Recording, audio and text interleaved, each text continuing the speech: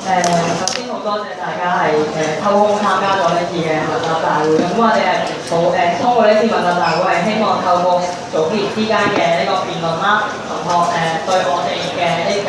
有嘅疑問啦，令到大家可以好清晰咁樣去理解翻我哋原心覺嘅政綱理念同埋方向嘅。咁可能但每次答題嘅時間係有限啦。咁今次嘅呢個問答大會入面可能係未可以咁詳盡咁解答到大家問題。咁但係我哋都好多謝一直關注我哋嘅同學咯。咁如果大家仲有其他疑問或者係一啲唔清楚嘅地方，我哋你哋係可以通過唔同嘅方式向我哋提出啦。我哋係好樂意為大家解答嘅。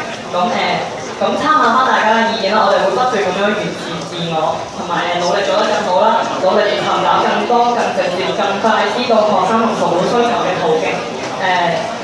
我哋都希望我哋呢個發自內心嘅原心就係可以切實咁樣幫助到咁多位澳大人咯，所以好希望大家支持